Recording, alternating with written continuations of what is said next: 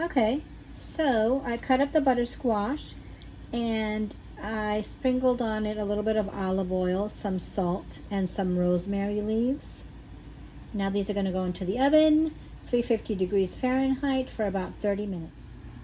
Okay, so while the butternut squash is in the oven, I'm going to be sauteing bits and pieces of onions, celery, and carrots, mushrooms, and some pieces of shallot that I had left over, and some garlic. Okay, so our veggies and mushrooms and shallots are sauteing. I did not mention earlier that I put salt and pepper on there. And to start, I had just poured in a tiny bit of olive oil to the skillet before I began anything.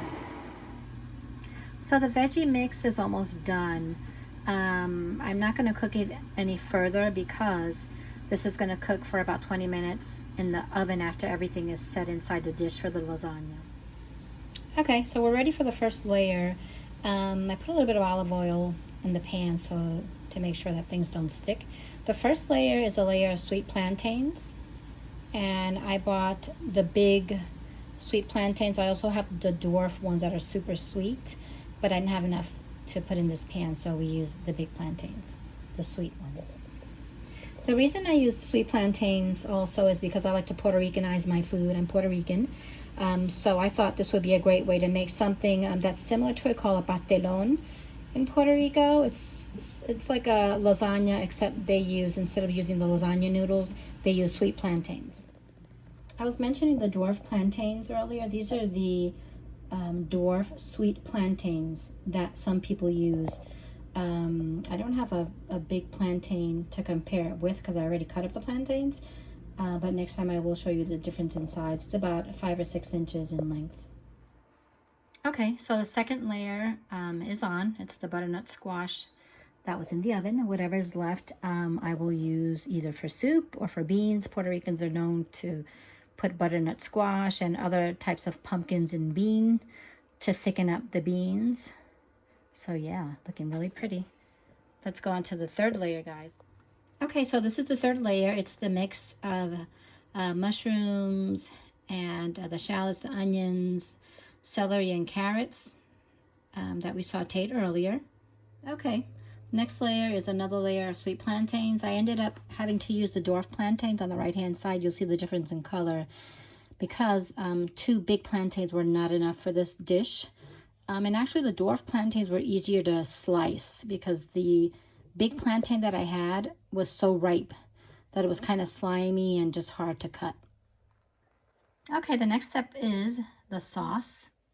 It is the last layer, actually the next to last layer.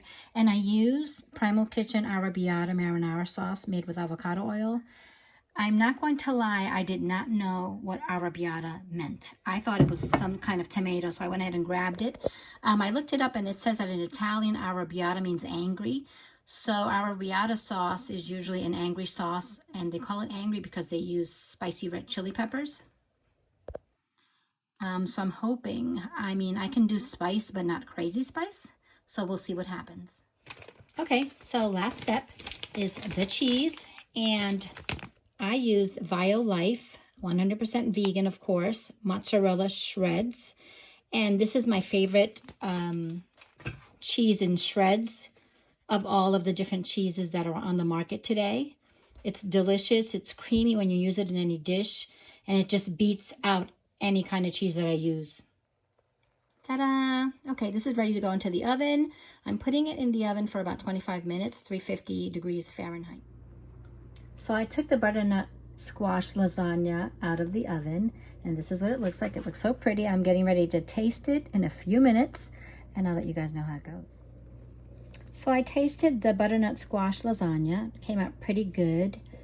It wasn't as spicy as I thought it was going to be. There's some mild spiciness.